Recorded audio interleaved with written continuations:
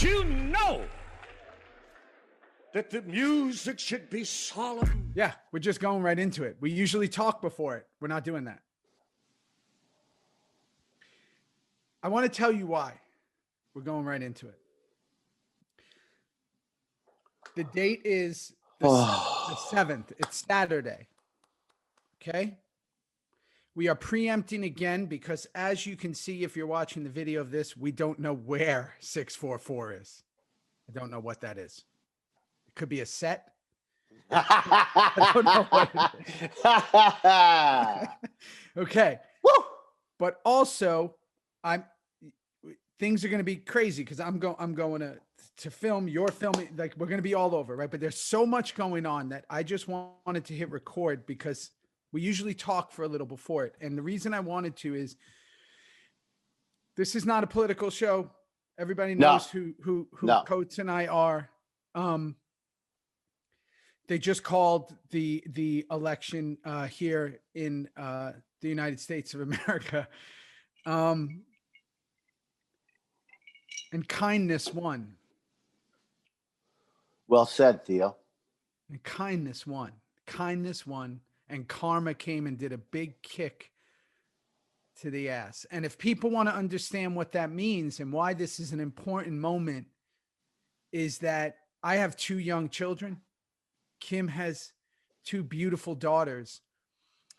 And in the world that I grow up in, leaders are what we look to as examples. And I want to grow up in a world where my kids look at the leaders of where they live and feel good about that. I didn't feel so good the last 4 years. This isn't a policy talk. This isn't a political talk. I don't like mean people. That's a fact. That's all I want to say. Kindness won. Right. Kindness did win. And I loved how you said, Theo, that you and I, we know who we are. We know who we love. We know that there's always going to be certain disagreements in every country, every state, every city, every town. But I've never seen anything like these last 4 years. I don't think a lot of people have. No. And what I'm so proud of is people like you and my friends and over 5 million Americans. It's the most votes a president-elect has ever gotten. 74 million, I believe.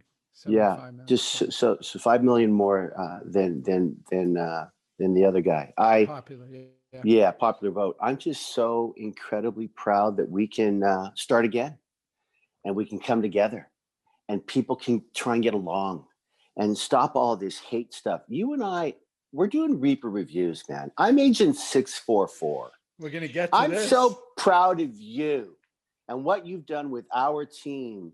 To, as you and the millions of people out there are knowing, this is a fun show.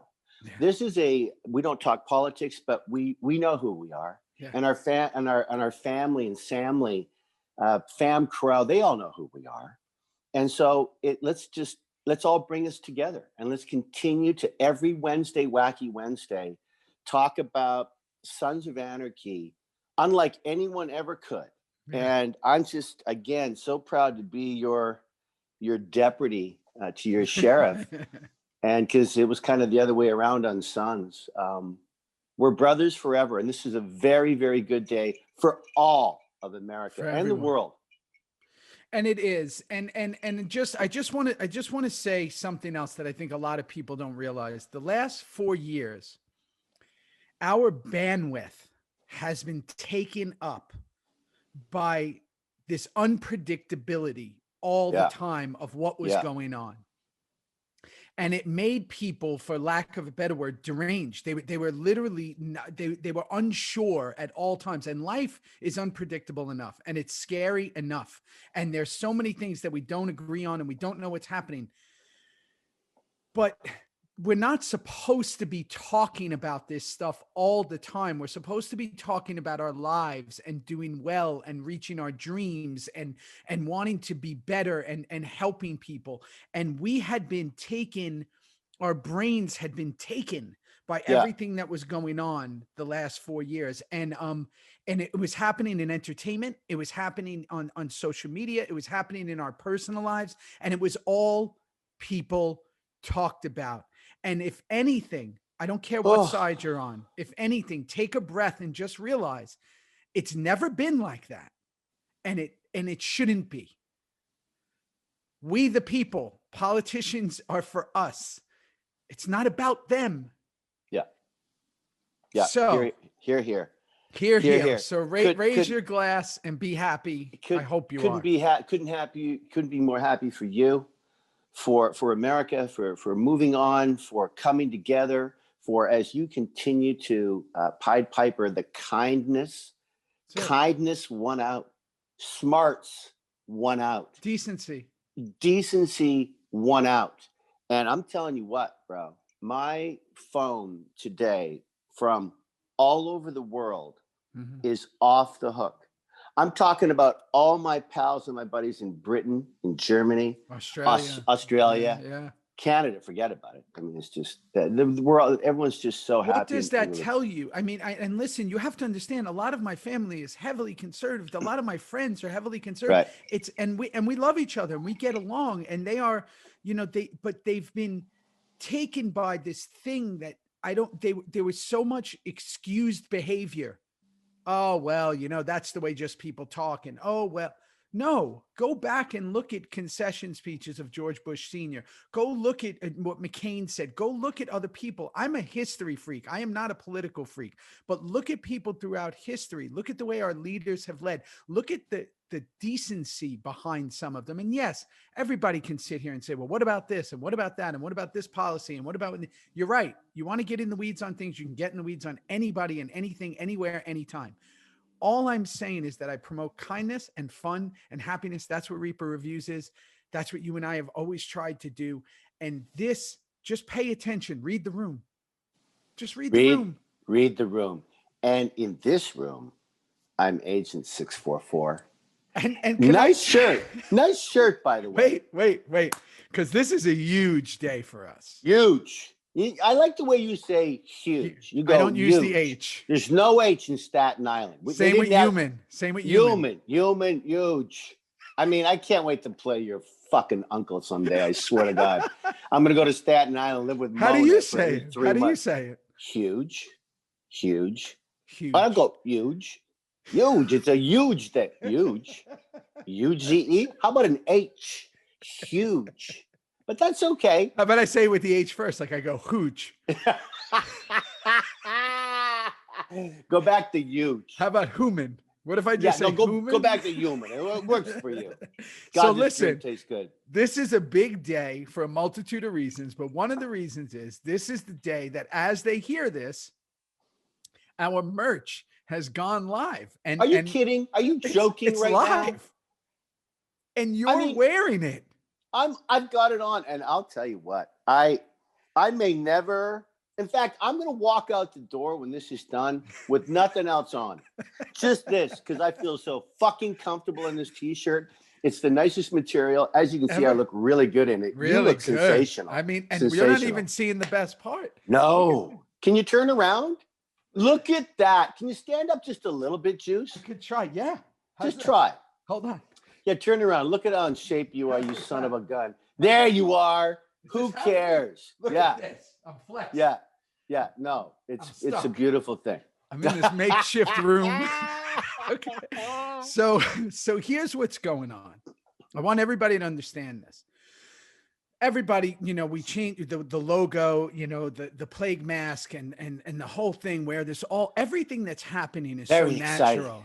Exciting. The Agent 644 right now, when you came onto the Zoom, it's under Kim Coates because you're using your phone. I got my phone because I'm traveling. I'm filming. I'm an actor like you are. Yes. So when I get back to the West Coast, which is really soon, I'm almost done my movie here. You'll be back to Agent 644. Agent 644 forever on my little iPad. You're like Batman. You're like Bruce Wayne and Batman. So you are currently, even though it's Kim Coates on the Zoom, you are Agent 644. You're wearing the costume. Halloween's over, but I still got the costume on. How comfortable is that shirt? It's unbelievable.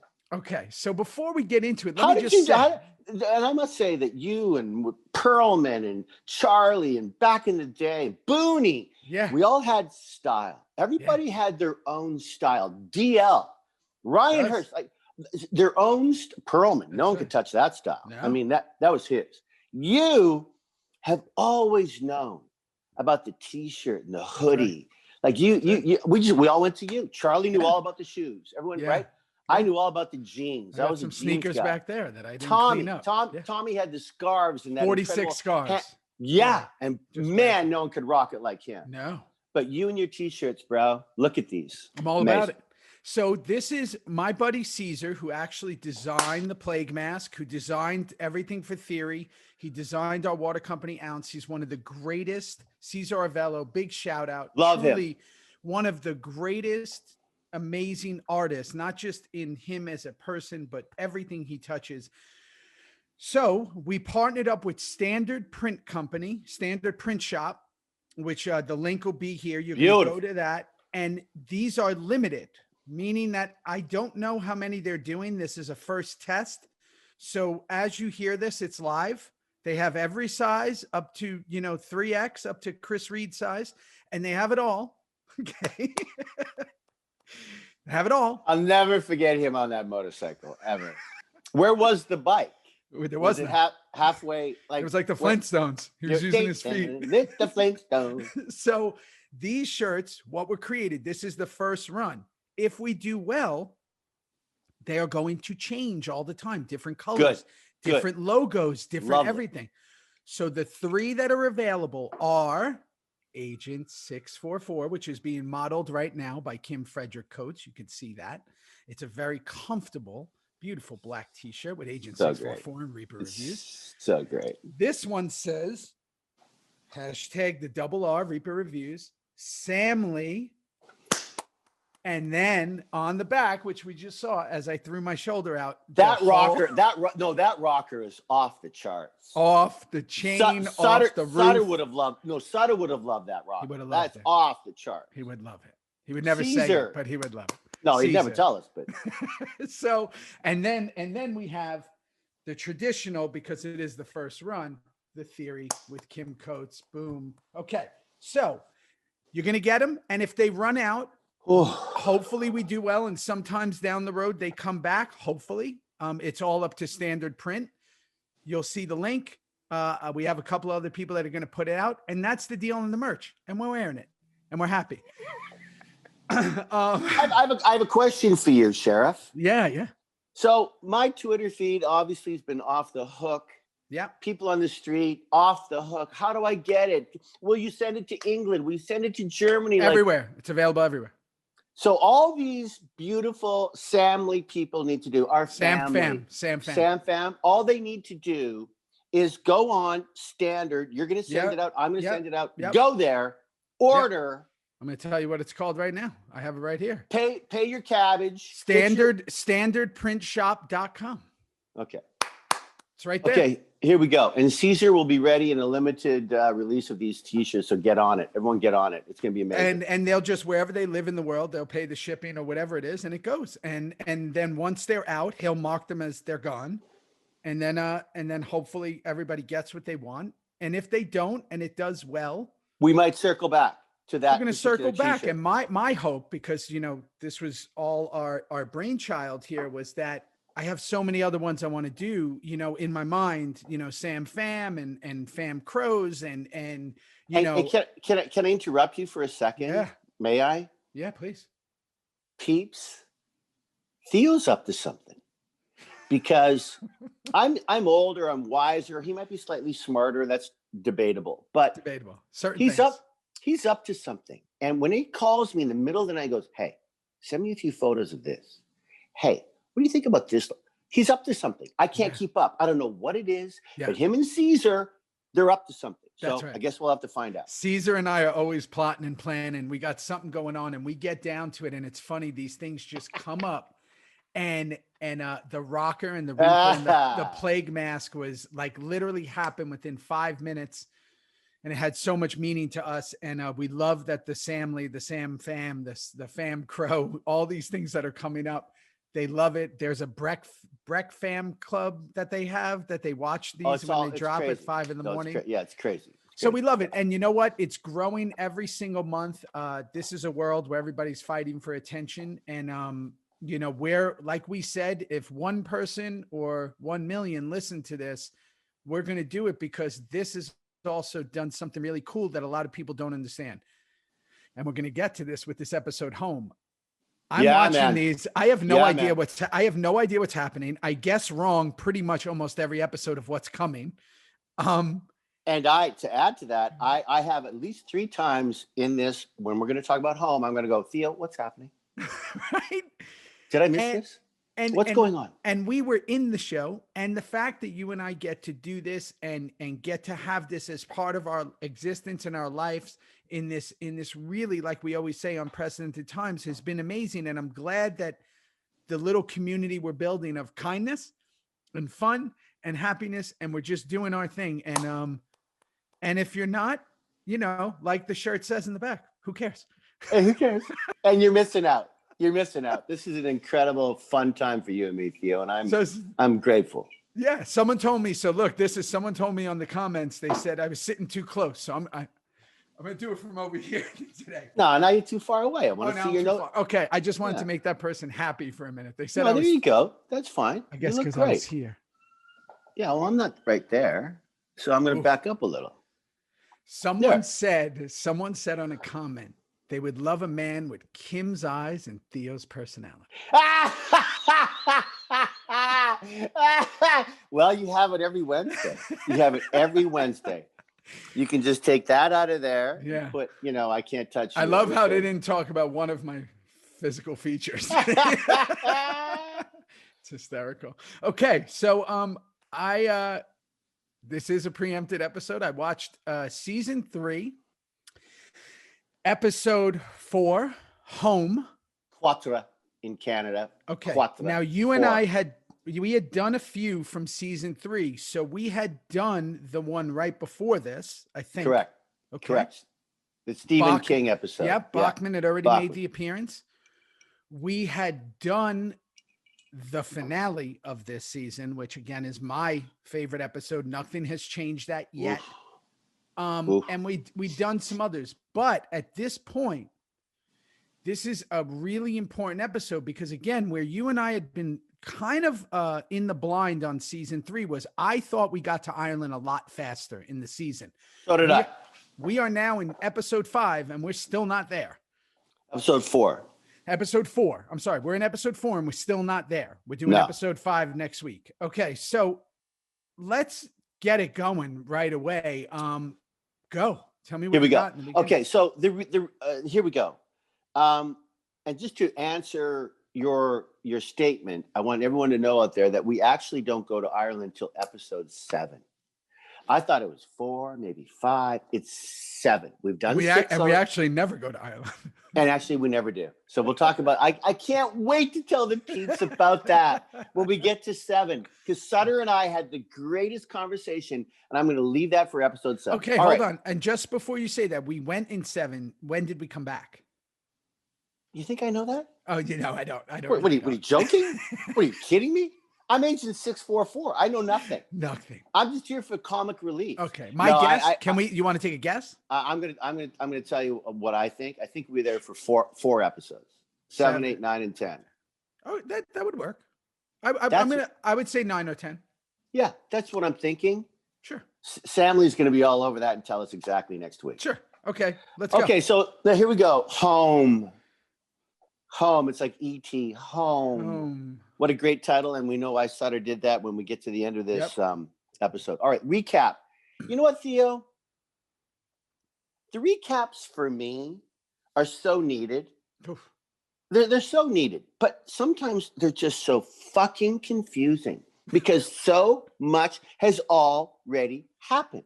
Yeah. And for guys like you and me who starred in the show, I can't, you said this like weeks ago. I mean, you can't wait for the recap. Well, recap sometimes helps and sometimes just gets me want to run outside and grab the first Budweiser I can find because I don't know what the fuck it all meant. In Canada, they keep them in the snow. That's why he's running outside. We do. Exactly. So, you know, I don't know. The recap, thank goodness we have it, but kind of confusing if you don't. Yeah, you know. All right, so here we go. Can I start? Yeah, please. Extremely long scene with the father and Jimmy setting the Irish. You're missing the beginning. Don't jump that beautiful shot. Which was Don't it? jump that beautiful Charlie? shot of Jax at the table. It's coming in. It's coming in on him, smoking, and he's got the Johnny Black bottle, and he's just sitting there. You know, I got to tell you, when sometimes I love those scenes because I'm going to ask a question to you, and this might not be true, but I in my mind it is. Do we start every show with a song and end with a song? Almost. I think so. I'd like to say yes. Right. I'd like to say yes. Seems like it, right? 99.9% of the time they'll tell us, but yes, I think so. Okay. So I just love that we're starting. I know there's a song playing and we're going in on him and he's contemplating, right? He's contemplating. He's got a lot on his head and he's got to figure this all out.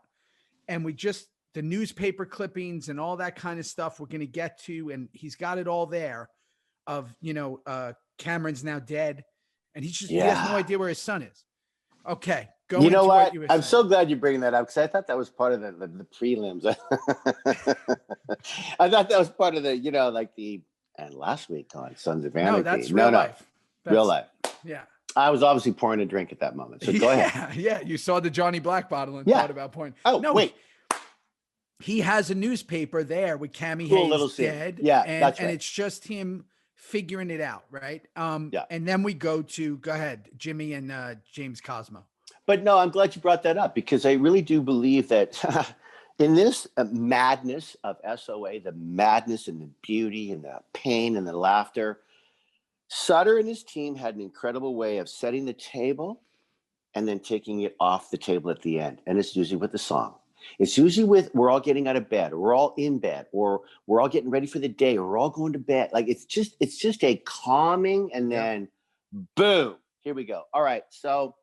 Yeah, the father and Jimmy setting that Irish table. Jimmy wants to, you know, quit the whole Abel thing, and the father's going, oh no, that's not. So we're in Ireland. We go to Ireland. So Titus went to Ireland. I mean, the character went to Ireland and is sitting with the father and the whole army and the whole IRA and what's going to happen with this child. And you can see within that Irish, there's already factions against one another in Ireland. I mean, and it seems like James Cosmo, I mean, he's running the whole fucking thing. He's the father. He knows everything about the IRA and their mission and what they're going to do and all. It's just, and the money that they need to raise. But the stealing of this baby, I just thought it was a great scene with the two of them setting the table for the whole episode. Yeah, and you know, I love James Cosmo. He's a beast. He's the Scottish version of Piney. He is. No, he is. He's the Irish version, but yeah, he's a beast. He's an absolute. Those kinds of actors, Theo, that came from the stage, went to the National Theatre School in Britain, and then just became little TV. Oh, there's that face, and they just there's nothing going on except everything. It's simple. That's so great. There's nothing going on everything. But everything with James Cosmo. And I remember when he would come to set, and we've talked about this, and we'll talk about it for the next 2 years. That guy is like the gravitas. The gravitas, great word. We couldn't wait to get those kind of guys on the show. We had a lot of them. And again, he's one of those guys, you know, that voice, you know, it's that Jeremy Irons, that Perlman's got that voice. It's that voice. It's just heavy and it takes you in and it lulls you into a scene. And again, here we are in Belfast and we're talking about the IRA and it's being represented by a priest in a church. So that's, and again, we're seeing the discontent between the two. Yeah. Okay. Clay handing Jax the phone from Jimmy O. Jax is on that phone call. I wanted to bring something up because I know a lot of you were there. You were there that day. I was there. Go ahead. You and I, what I've been reading a lot about, and I really like this, is that there's a lot of actors that listen to this show and they kind of try to get little things here. I want to discuss something that's really interesting that occurred in this scene. You read things on a page. Jax is reading that phone call of Cammy, hey, Jimmy O, and he's Jimmy O, yeah. basically telling him, you know, that his son's not there, and then he's going to give him to whatever his name is, Ari Verveen. I know the real guy's name. I don't know the character's name. The guy from Sam Bell. And Charlie is on that phone call, so he's playing. I just said, who is that guy? I mean, he's a great actor, but I think his name's Ari Verveen. Is his real name? Yeah, I think you're right. Keep going. But you don't have the real actor reading the other side of the phone call. You usually have a script supervisor or somebody. Yeah, let's tell the peeps what goes on there. Tell them. So what happens there in a situation of a phone call is usually our script supervisor, and our script supervisor on set, everybody, is someone male or female, usually women. They're just so good at it. I don't know. Yeah. They know when you took a drag in your cigarette. They continuity, script supervisor continuity. And 9 times out of 10, when it's another phone call, unless you're lucky enough to have that other actor on set who will happily be behind the camera reading the lines to you, they will read the lines. So here's Charlie. If you can imagine this, Jax, who's about to flip the fuck out. All you boys are behind him. Clay hands him the phone.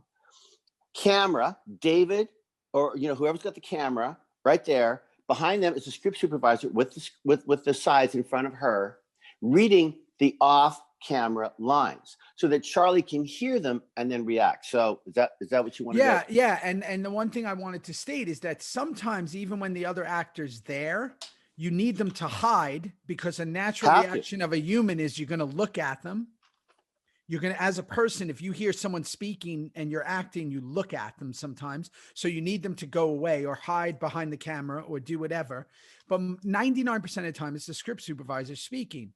And what I wanted to talk about in that is that decision to be angry or how you're going to play something when it's written. Right now, this is the one thing that's really interesting. You and I have talked about this. One of the things you told me that when I was young, and I always remember it because I've learned so much from you as an actor, is that just because something is written doesn't mean you have to play it that way. Meaning that when we read anger, a lot of people's reaction as a person, as a human, is to react angrily, yell, scream. But in real life, that's just not the case. We don't do that all the time. Sometimes we laugh. Sometimes we get quiet. Sometimes we just stare at the person. It's the way you react. Beautiful. And I think that the most interesting things are how you're going to take anger and when you're going to ramp it up and when you're not, and when you're going to bring it up and when you're not. And you have to keep people guessing on the screen. So phone calls and in general, as an actor, this is one of those moments, because Charlie has a lot of them in this episode where he gets very angry. There's a scene later down the road with Tara, and on this, because he's processing and dealing with so much of his son being gone. So I just think that, again, I wanted to let people know about the phone call stuff. And I wanted to let them know that if you're a young actor and you're listening to this, or you're any actor, don't do what they tell you. I love that Michael Caine always says he takes out all the punctuation in scripts. Yeah. And Christopher Walken is famous for, not only does he take it all out, he changes the way you would say a sentence. Like, he just doesn't plan. He just completely does it his own way. Right. I call it, and you and I've talked about this, I call it opposites. Like, I love playing opposites. I don't plan anything when I act, but I do think about it.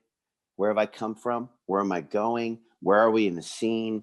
Certainly, I think about all that. But I have to say that opposites to me are fascinating. When they say cry, 9 times out of 10, I'm not going to cry. That's right. When they say yell, 8 times out of 10, I'm not. I don't know.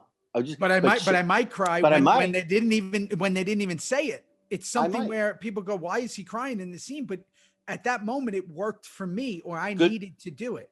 Good for you. I just found it. Ari Verveen is Liam. He's playing Liam. Liam. Liam. Yeah. On he's the sergeant at arms for the Irish. All right. So there's that phone call, and then Jax is pissed. Jax is pissed. My phone just dropped. There. Agent 644 is back. See. I hit my this. Just like, I've got. Can I get a microphone? Can I just get a? Can I get the whole? For weeks. I know it's Christmas is coming and Coach is going shopping. Anyway, okay, go ahead. No, so Charlie's pissed. How was he that day? I mean, and then I want to ask you. I mean, he Did he hurt his hand punching that van? Yeah, so I remember that, and I think he did, and this was a mistake that was made multiple times. Charlie is as guilty as all of us. We've all done it, right? Oh, for sure, for sure. I remember at one point he broke his foot or something, on one scene. He broke a toe. Yeah, gone. Broke his toe. Fucking killed it. Yeah, so I think that it's tough, right? Because you want to be in the moment, you want to react the right way, and you just got it, the repercussions that come with things. That's part of the deal, right? I think what's even worse is if you go to the edit and they don't use it, and you're like, wow, I broke my hand. I broke my hand for nothing. For nothing. So so that was listen, that was that scene of like, remember, guys, we as actors on that show also don't know what's going on. We don't know three scripts Good point. later. No, good point. Right?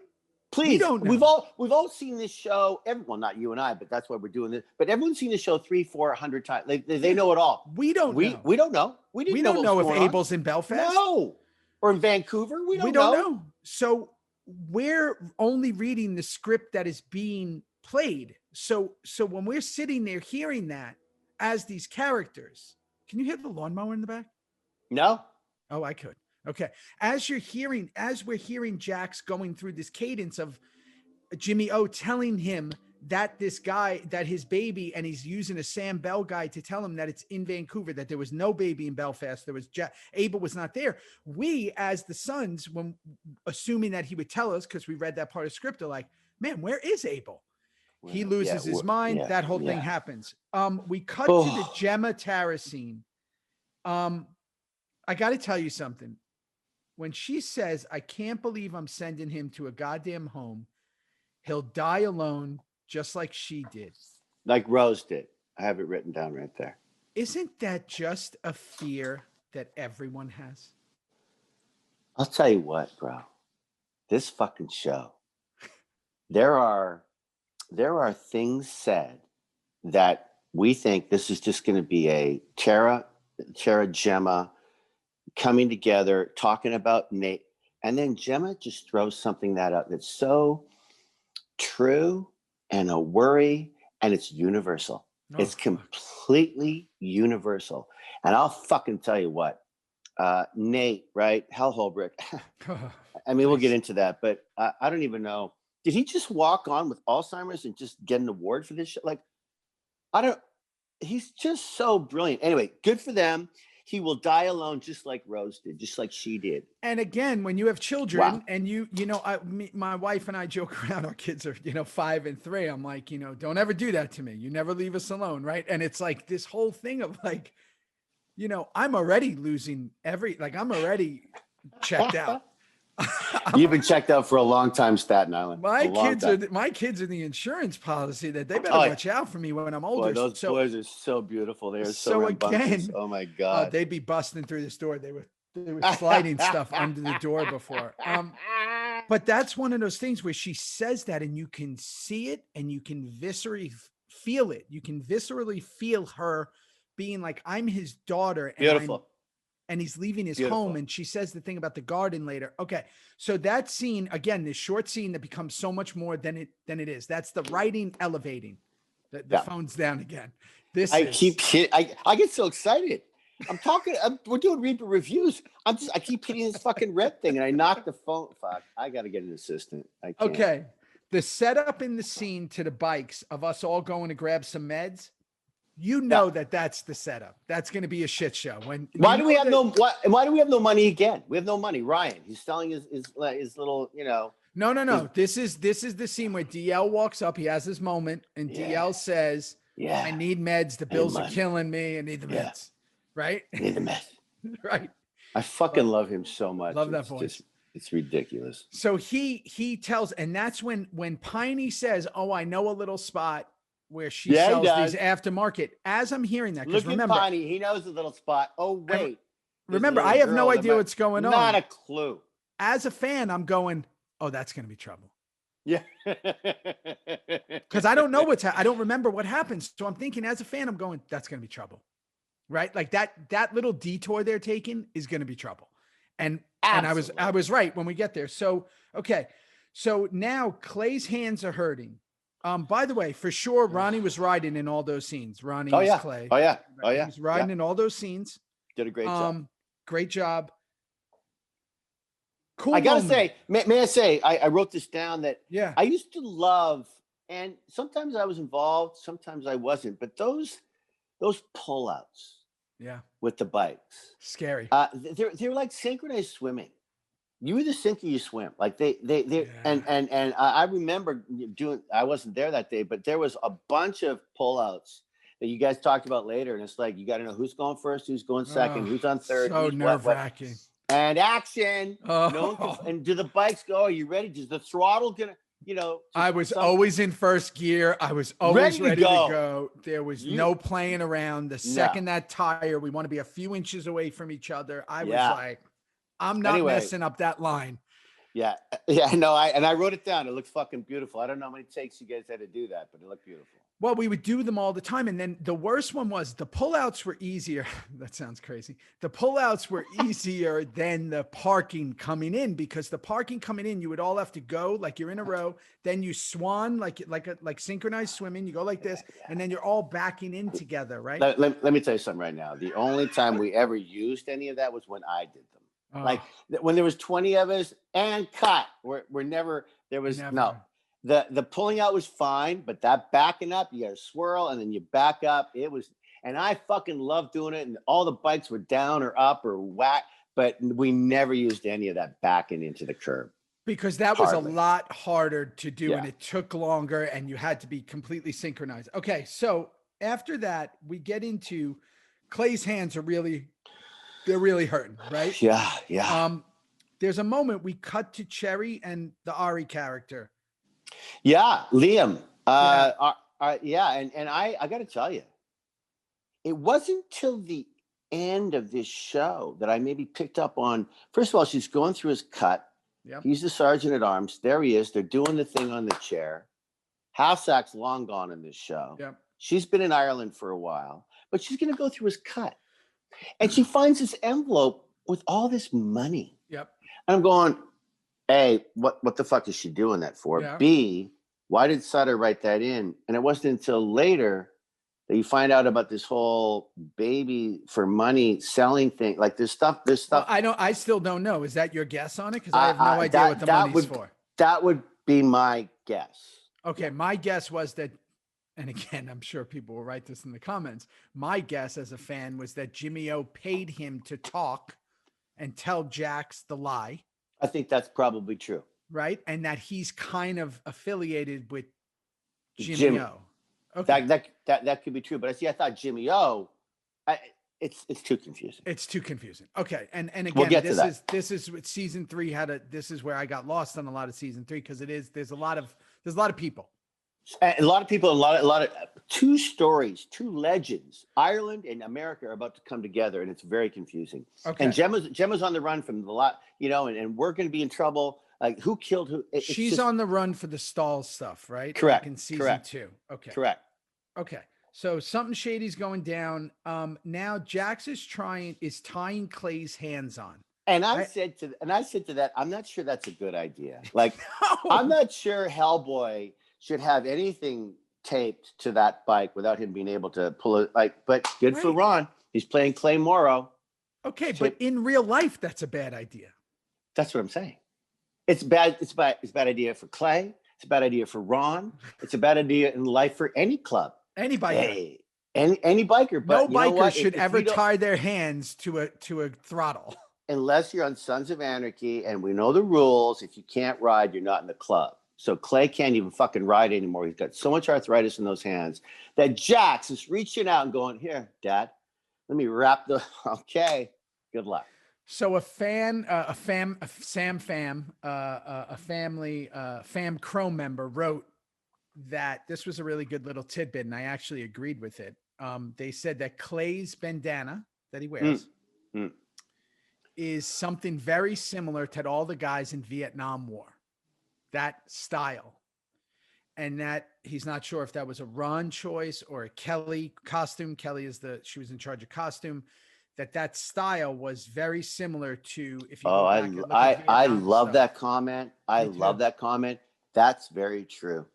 When you look at movies from back then, when you look at the time and photos, Yeah. a lot of the boys had bandanas. So you know what? And Clay was definitely part of that whole thing. So that's a great find. Tig's a former Marine, so I was probably too young to be, in Nam. But yeah, I think that's a great comment. You never wore a bandana on the show? Not one time. You can't. You don't want to block that hair. I don't want to block my hair. No. Why would I do that? That would be silly. In fact, now, I mean, I'm supposed to be doing a big ass movie in London, England next year, and we had some conversation about the character. And I was dying and sent photos of a bandana look, and they went, "Oh no, we can't cover up your hair. We can't." I went, "No." Okay. I mean, you could play Home Alone 1 and 2 on your forehead, so you don't know what's going on. My forehead for everyone. Okay, so now Clay has his hands taped on. By the way, good moment, Jax and Clay, right? Showing that unity is still there. Thank you. Great Thank moment. you. Okay. It's funny. It's funny how stealing someone's child can change everything. And also the assault on Gemma from season 2. This is still lingering from that. That's right. But what I mean is they kind of dealt with that at the end of season 2. We saw the moment where Jax comes to Clay and rubs his back, and they're going to beat, "Thank you, son." We've talked about that episode. So there is a coming together a bit between Clay and Jax at this moment. I have a question. Yeah. I have a question. Yeah. Do you know when they came apart? Because we're not near season 4, 5, and 6. When did it start to go bad again? I don't know exactly, but I will say season 4 is when Clay starts to take it out on Gemma. That's when Tig rips his patch off. There's got to be some shit going down with Clay and Jax heavily in season 4. That's when you start to spin out. Yeah, right away. Episode 3. That's when everything starts to spin. There you go. So it's coming soon. It's coming. It's coming. In fact, it's coming soon because season 4 is when we get out of prison. It's like a year and a half later or something. We all get out of prison. Different looks, this, that, and the other. I do think Clay and Jax in season 4 things are not going well. Okay, so Gemma and Nate, he says, "Don't let your family slip away." That line hit me like a mallet to the back of the head. Don't let your family slip away. Obviously, as someone who, my birth father left when I was young, and I've experienced a lot of different people have problems and go through stuff where they're not with their family at the end of their life and all this. Yeah. That was an extremely powerful line because our family, for people who have children, people who even just your own family as dysfunctional and crazy and all that don't let your family slip away. This is something that we all as people deal with in one way or another. And Nate delivered that. Hal Holbrook delivered that like poetry. And the way Gemma took it, there's something that happens in that scene that I want to tell you about. You might not notice it, but I probably have the record on Sons of Anarchy, but you came very close. Here comes Tig out the door with the one line. Now, those are the most interesting as an actor. Give me 2 lines, never one. Give me 3. Give me a paragraph. Give me a fucking soliloquy. But don't give me 1 line. Let me explain why.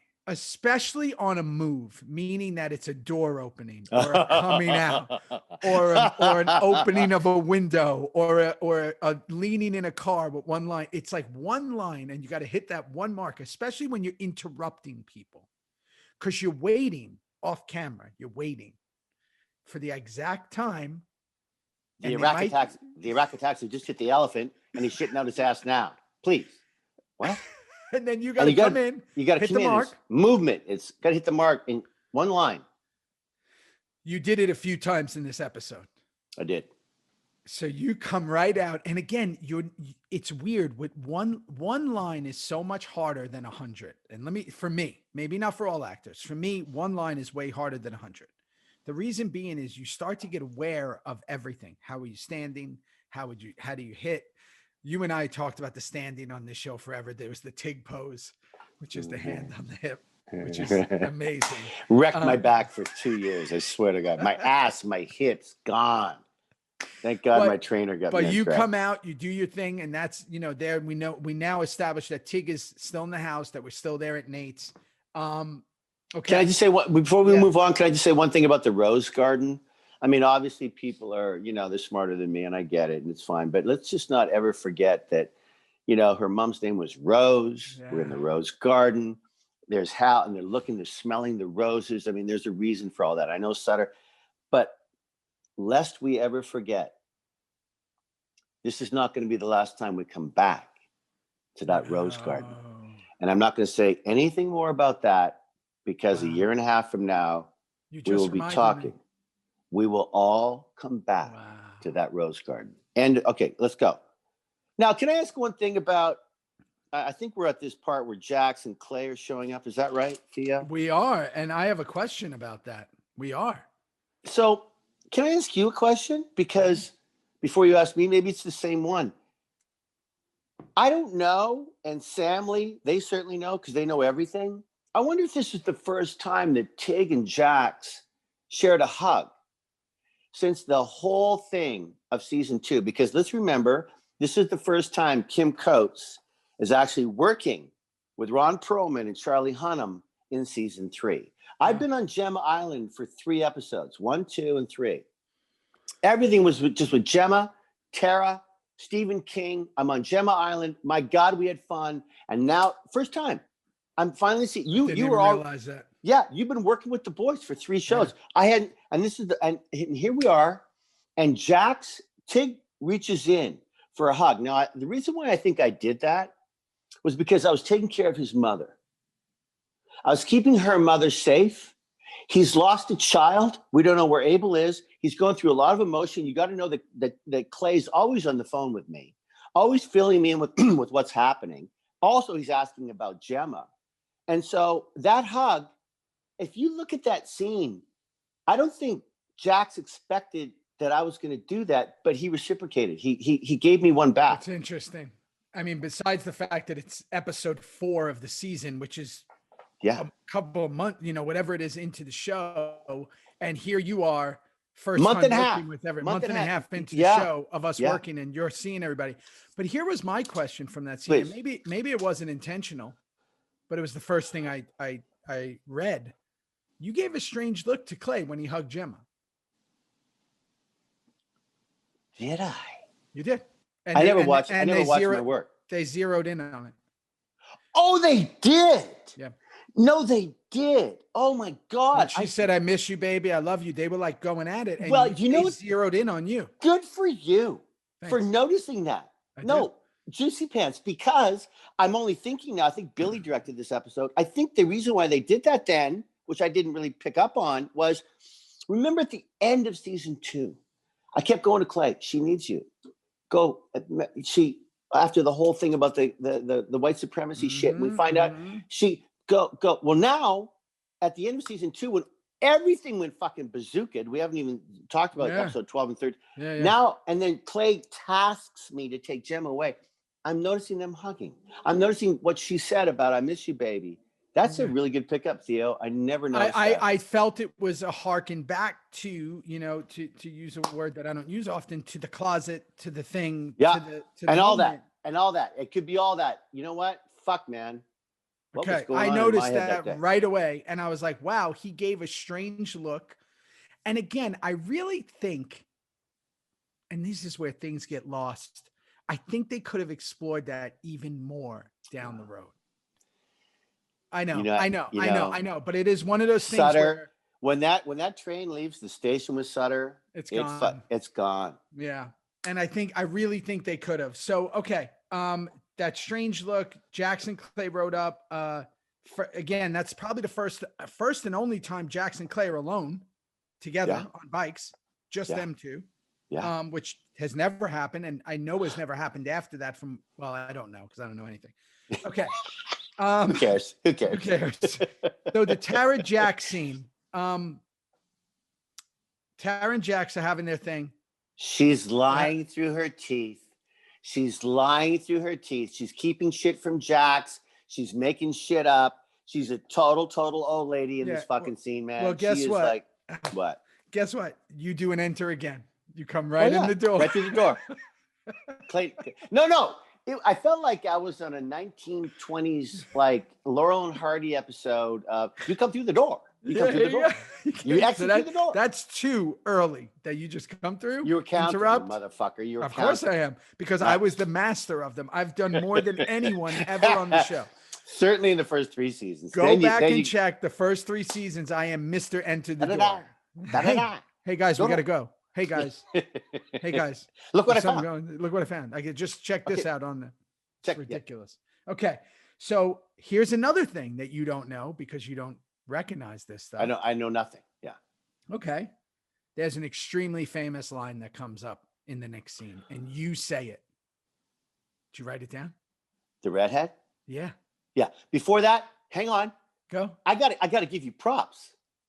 You took the lead on that ride out. There was a fucking ride out where Juicy Pants was at the lead. And I'm just going, okay, wait, I'm not there. Jack, you just took the fucking lead. Yeah, I was getting better at that point. I was nervous riding for the first 2 seasons. And by season 3, I'd been riding every single day. Oh, no, I was ready. You had your own bike being built for you. I was ready. Yeah. You were ready and you took off, and I was just went, way to go, fucking Theo. And you fucking, you ducked down. Yeah, you knew exactly where you were going. You were swerving. Anyway, good for you. I probably went down 2 seconds later when the camera stopped rolling. And action. Theo. Where is he? He's Johnny. He went down a ravine. Yeah. So you say the line about the redhead. Do you know what that's from? No. Okay. You're missing. You know everything about movies. I'm a sports guy. Well, I'm going to tell you something. You say maybe you go redhead for a while. Yeah. She said she would rather shave her head. Do you know who was a redhead? No. Peg Bundy, Katie Seagal, married with children. Oh my God. Is that where that came from? Yes. It must be. Oh, I love it. Of course it was, because you say maybe you go redhead for a while. And she says, ugh, I would rather shave my head. It's a direct line to Married with Children. Of course it is. I knew that. No, so I didn't. That's a little Easter egg where he's done that a bunch of times. Remember, we go back to when he said, what did you think I was going to Adriana you? And that's from The Sopranos with, whatever. So Kurt has done that. Oh, yeah. Done that a bunch. Okay. So Nate walks in and says, this is what killed her. What does he mean there? I'm going to tell you exactly what it means. First of all, I want to say Hal Holbrook it's just so good. Telling us hoodlums, this is what killed your mother. You see, we'll never know now, but boy, we can think about what Gemma, the little Gemma in Charming was like. Rebel, smoking, pot, and she gets mixed up with John Teller. She gets mixed up in the 1%ers. And he looks at Clay, doesn't even fucking know him, but he does, but he doesn't. And I'm standing there with my cut on, and he's looking at all of us going, that cut, that's what wrecked your mother, because you left for that. You split. That stopped their relationship. That stopped their relationship. They couldn't talk anymore. Rose was concerned for Gemma, and Gemma was a rebel, man.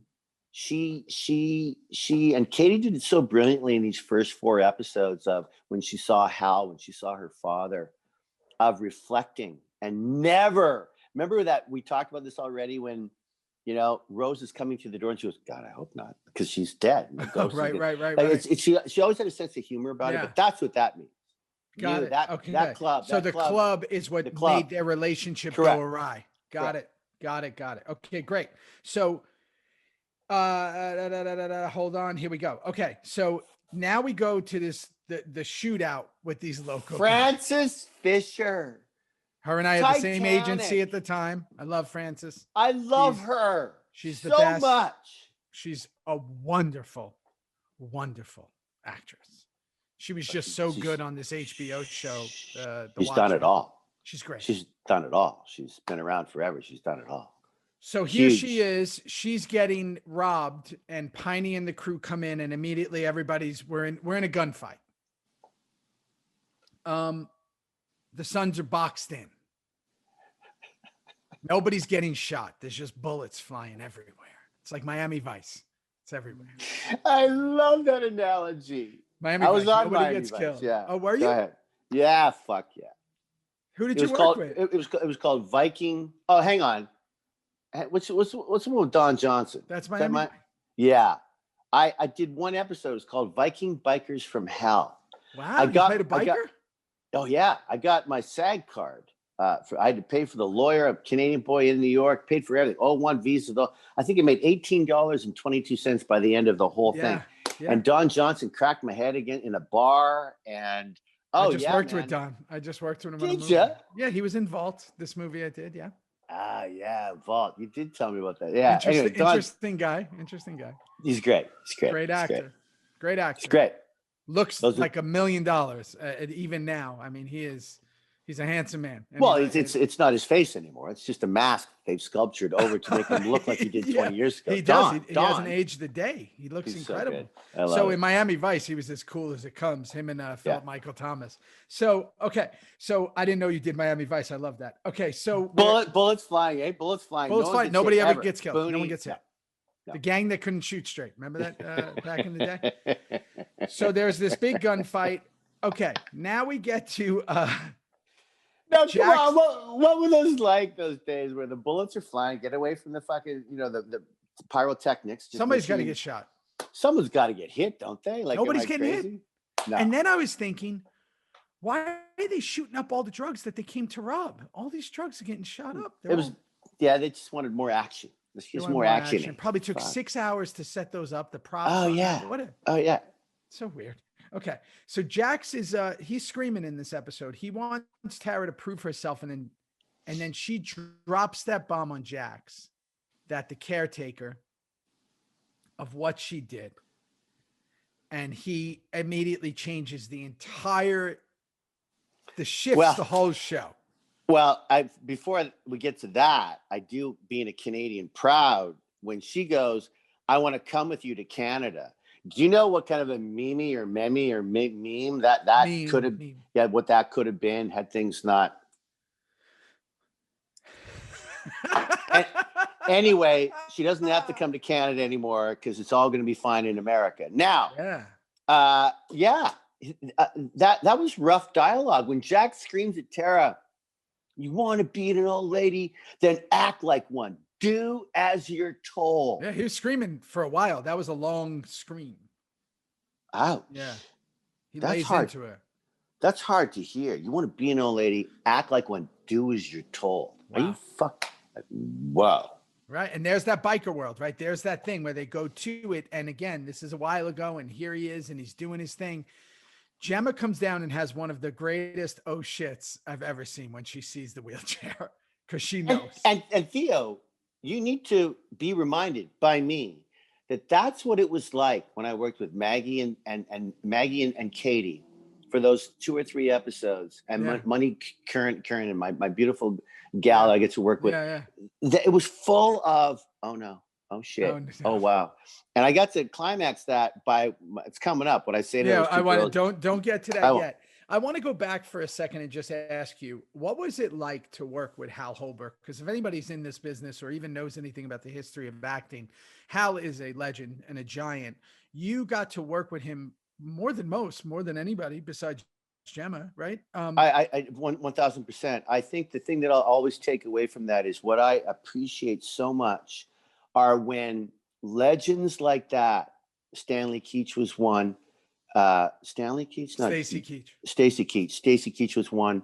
Hal came up to me and knew my theater background. Wow. He knew that I did Stanley on Broadway. He knew that I'd played Macbeth at Stratford. He just knew my theater background. Those guys who know that I came from the stage like they did way back in the day before they all became movie stars, I love that. I love being able to, when they look you up, I'm like you. I'll look up at everyone that I'm going to work with. And you look up their IMDb, you read some stories, and you find out where they came from. And I'll never forget that. He was very giving and sweet. And when it was time to roll, man, you never knew what he was going to do. It was stunning. Yeah, and it's amazing. And I just wanted to get to that before this part. So now here it is, cat's out of the bag. Clay comes down because now we know about this shootout, and he comes down with you because you got to hustle, right? They're boxed in. And now this whole little world shift happens. And it's great for a couple of reasons. One, the little love that you just brought up before with you and Jax on that hug, that's gone. Gone. Douchebag. Calls me a douchebag. Calls me a douchebag and walks by you. That was a total ad lib too, by the way. That was not was it? Oh yeah, he just had to call me something. Oh, it was great. Okay, but you came down and you chose to play that scene a certain way. Now, I know you don't watch yourself and you have a hard time with that, but I will tell you, the way you address those two, there was a frustration mixed with comedy, mixed with like, you're killing me. You're killing me. Like, why? There was no reason. We made an agreement. I sat here last night watching it with Brenna, my beautiful daughter that I'm starring in with she's starring with me in this movie. So cool. So cool. And we watched the episode. She was so excited to watch it. And she watched the whole thing with me. And of course, I'm stopping it every 3 minutes to take notes and whatnot. And she goes, Dad, Tig was so weird. He was so weird. Yeah. Like she gets the psychotic and the animal lover and the crazy, but the weird. He was shit. weird.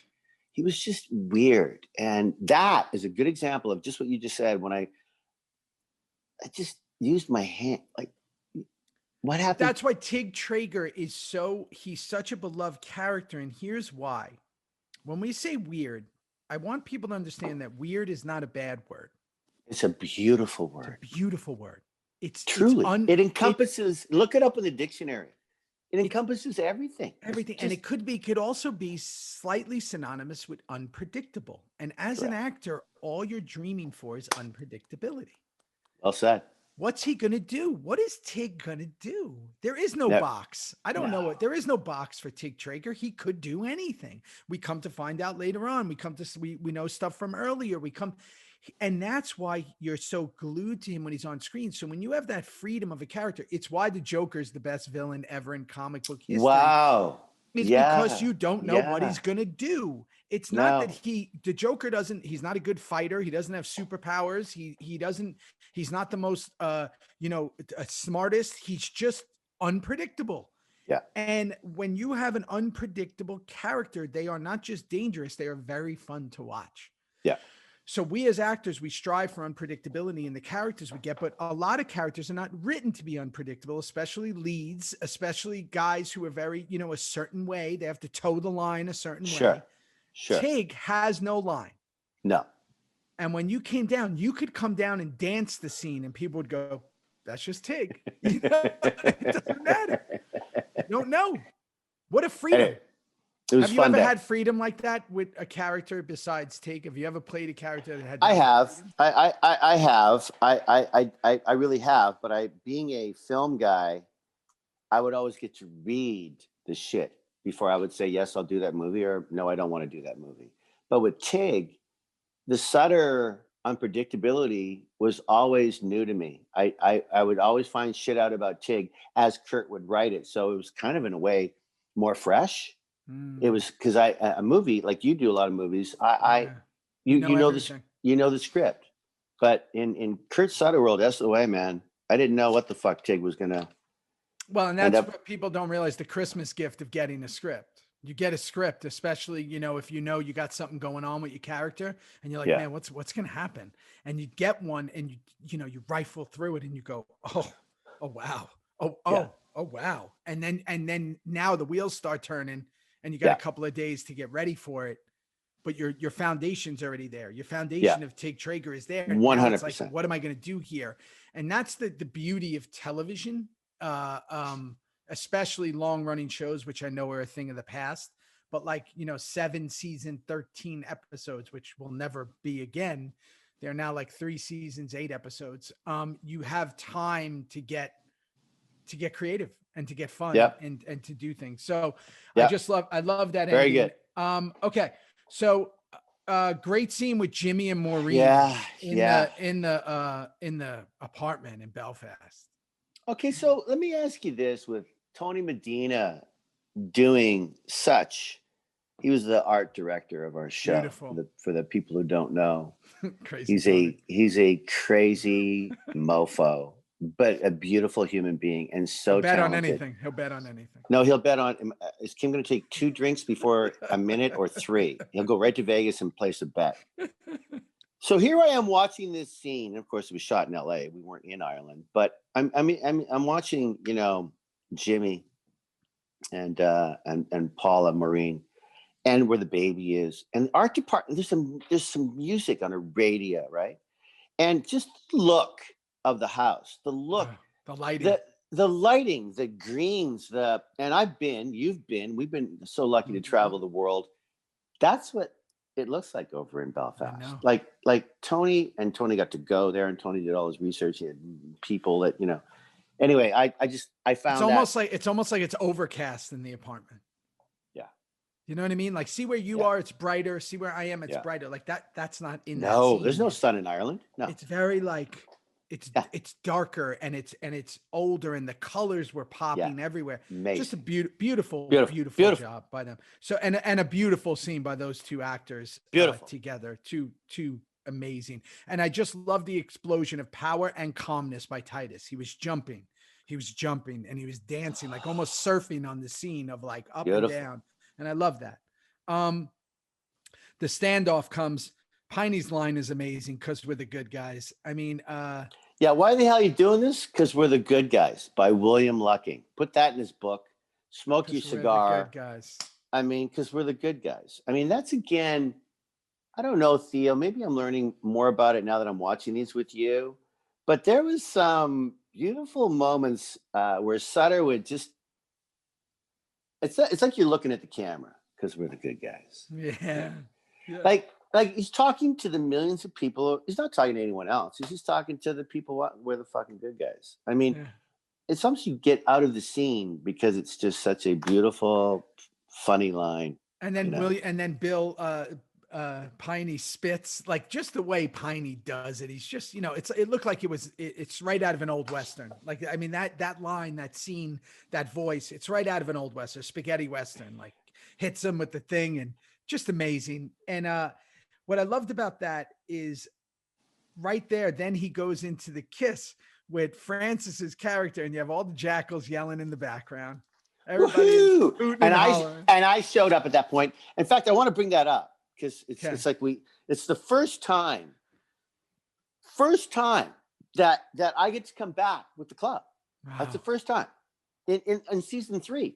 And for me, you won't remember this because you were already with everybody, but I remember going to film that scene, and of course we're putting makeup on and stuff like that when we're doing on Gemma Island. You boys weren't in it, but we would bump in. Hey, miss you. See you Friday night. This was, for me, I'm seeing the boys. I get to have a little shot where I went right down a little back alley and flip my hat off and shoot at the same time. Yeah. And then it's Francis. That was a great Fisher. move, by the way. Good move. I thought it was a pretty good move. Tig move. Thanks. Appreciate that. Whoa. Yeah, great move. But thanks. But I remember Francis Fisher. And there's Bill, my favorite fucking lumberjack fucking redwood tree, Bill Lucking.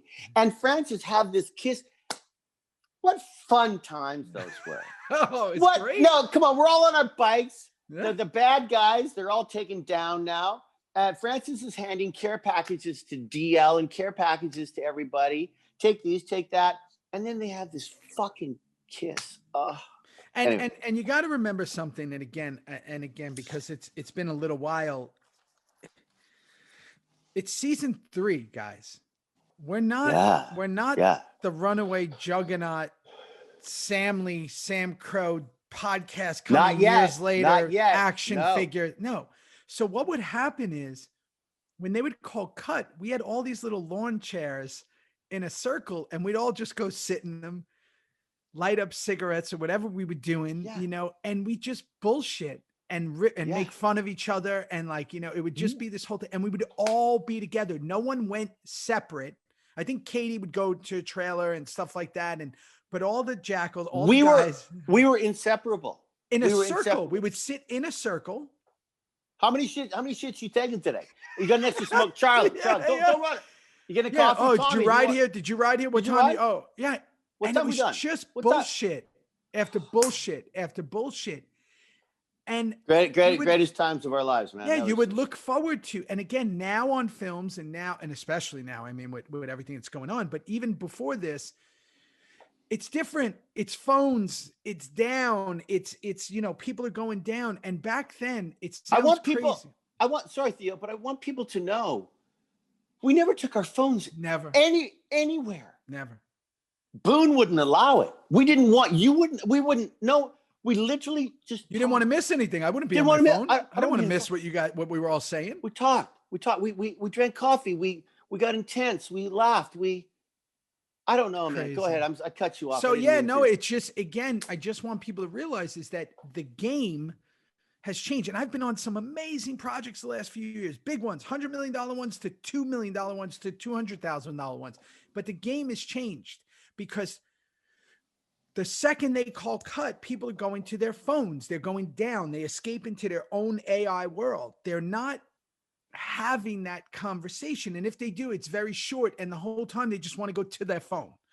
But we were not just sharing our lives. And I believe why the show became what it did, and why, again, we always go back to the Oz's, the Sopranos, the Shields, the Breaking Bads, is because it was pre this era of diving into the internet. It was pre that. And I don't know, if and when I start directing, and if and when I would probably try to keep those rules like Boone said, where, hey, we're not having those on set. You want to talk to someone, you want to do something, talk to each other, get to know each other, get to know the grips, get to know the camera guys, get to know the costume. And I just think that we had that, and it was awesome because on those days, like you said, you're coming back. Here you are. There's Kim. We haven't seen him in so long. I'm so glad you brought all that stuff up, Theo. I got more bear hugs. And of course, all the boys wanted to know what was like working with Hal, with Monique, with Gemma, and how was that shit? Because we've all been reading the scripts, but how was all that stuff? And of course, I just wanted to know all about.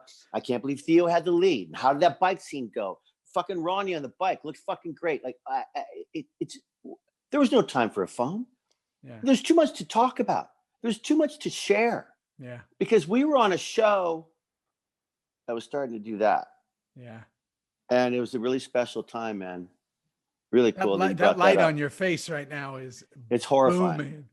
It's my forehead. There's my forehead No, I got to tell you guys, I'm in Toronto and there's sun coming through that. Anyway, it is what it is. In your house? Is the sun in the house? Yeah, it's right.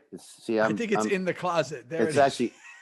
It's horrifying, but it's okay. It's all right. It's okay because we're getting to the finish line. Yeah, okay. Here we go. Hal and Katie scene, Nate saying, I just want to go home. I just want to go home. It's heartbreaking. And the reason I say it's heartbreaking is because getting old is just heartbreaking in general. But like that scene, that moment, tell me about that. Well, it's just, and I don't know if Katie sings the last song of the episode. And I don't know if it's already started there or not, but it probably did because I tear up at this shit, man. I might be a tough guy, but I'll cry at the Flintstones. I mean, me too. You know what I mean, Theo? I'm not afraid of any of that shit. And when I hear when I'm watching the show, Brenna can contest. She's not here right now. Hi, Brent. No, she's not there. But when that song starts and Katie and you and I would watch her sing, and we'd go and see the Rangers and play with them and with her and Bob and his whole band. And Katie's voice, that's why they couldn't use her in all the shows because that would be overkill. But when she did have a song, which is quite a few over the 7 seasons, this one got to me. It got to me because of Hal, because of her, because of that day. Katie, I don't know, man. She brought it all as Gemma. I don't know if she struggled with some of the tears once in a while or not, or would want to just pull them back or rein them in. I'm not sure. But that bottom lip quivering, that was her not knowing how to deal as the matriarch, as the toughest broad in the world, keeping family together. She didn't know how to make it better. And that destruction of her heart in that scene makes her want to go just be with the new. Her father's going one way and Abel's coming in the other way, right? For every death there's birth, for every birth there's death. home.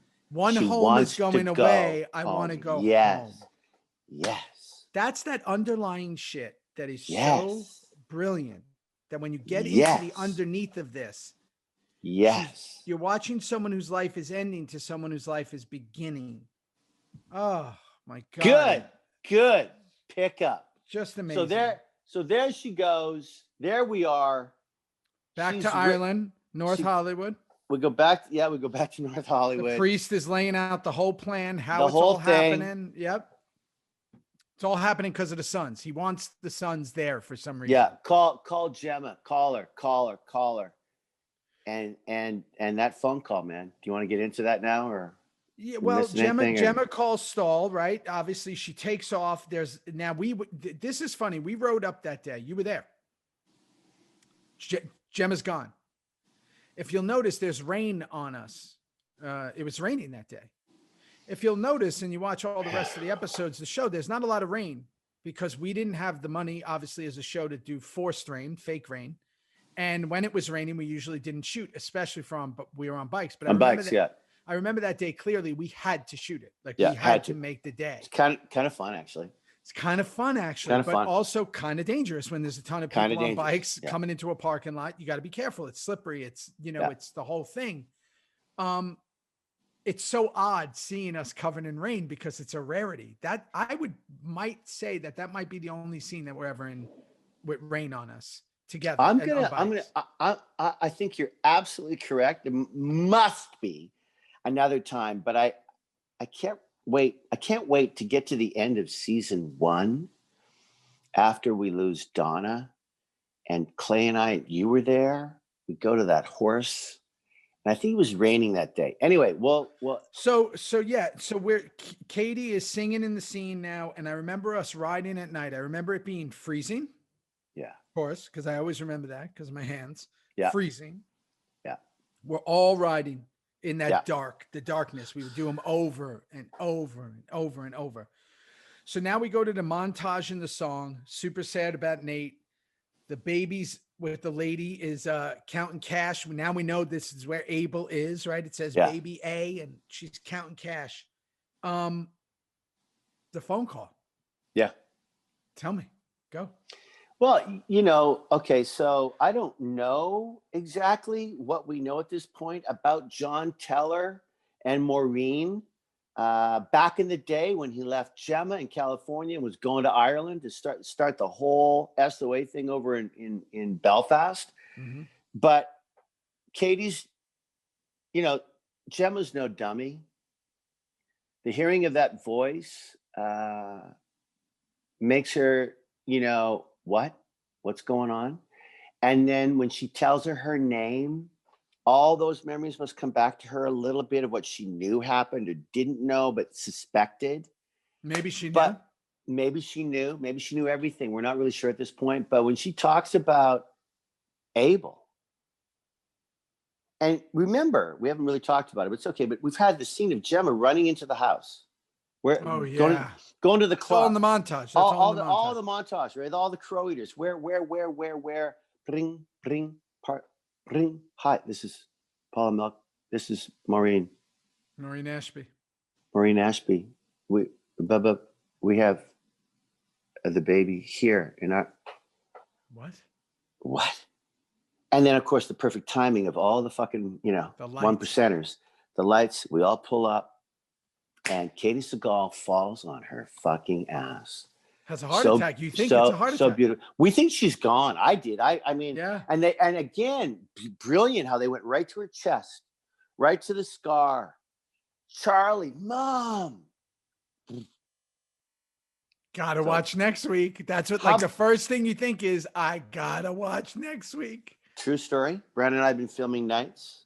I looked at her at 3:00 this morning and went, should we watch the next one? we didn't, but how do you not watch the next? Know what happens. And again, therein lies the brilliance, but also the fact that you're taking this character who the whole show's been about. She's running around. She's on the run, stuff with Nate, emotions all over. And boom, 644. Here we are. And guess what? We're going to do it next week. You and Brennan are going to get your wish because we're going to watch episode 5, season 3. And you know what? This movie's kind of ending any minute here. I might be back in Agent 644 land. Yeah. I don't know when you leave for your big picture. I'm driving to LA. Are you? You're not going to get in a plane. It's better to drive. I'm going to your drive. car, taking vehicle. The dog. Well, I'm taking my dog. You Rocco. know what, right? Yeah. Well, I'm taking him because he doesn't have a lot of time left. I know. He doesn't have a lot of time left. We found out to Rocco. We had a rough night last night.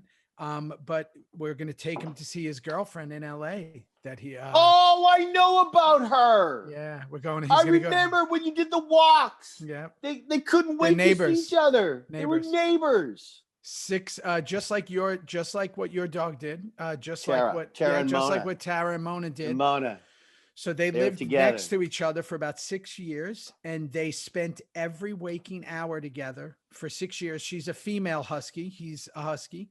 And they would have breakfast, lunch, and dinner together every day. And then I tore him away like he was being kidnapped to go to New York, and he never saw her again. Now that he's at the end of his life, I'm going to take him there. And we started this whole thing by saying kindness. And I think that's a beautiful way to talk about Rocco and his girlfriend in LA, to see each other one more time before he goes to dog heaven. That's a beautiful way to end this thing. Listen to me. Yeah. You look very pretty today. I know. You didn't wear a hat. There's your beautiful black hair that you shoe polish. It's definitely shoe polish. I'm starting to go gray, but well, you will coming up because you're very vain. You will. I will. I got to look like Desi Arnaz and Ralph Macchio. Ralph Macchio all together. Young Anthony Quinn. It was a good day. It was a great day. And kindness. I love you. Enjoy the rest of this movie. I love you. When in doubt, act like I would. Tell Always. Brenna. I can't wait to see what Brenna does on this. What did you say? I texted. We'll tell this family out there. I texted Theo. I haven't been on, since August, doing a picture, and I just forgot how to act. And you said something about hit your mark. Don't crinkle your forehead. Hit your mark. Hit your mark. Don't crinkle your forehead. Listen. And respond. Yeah, that's it. Something like that. And I thought, I'll tell you exactly what I said. It's actually pretty fucking good. Yeah. And that's what I said. And I said, to make it simple. Yeah. I said, hold on, Kim. We've been texting a lot lately. It's going to be buried in us. We have been. And, we got merch. I said, listen, look pretty. Yeah. Don't crinkle your forehead, and respond. Those are my acting tips for you. No, and I took them all the way to the bank. I took Ruse Bay, my director. I said, today, this is what I'm going to do. And they went, yeah. Especially the look pretty part. Yeah, do that. Got to do a lot of makeup, 2.5 hours, special effects. Go do it. I love you. Go buy the merch. See you in a week. Have fun. Can't wait. See you in a week. Bye.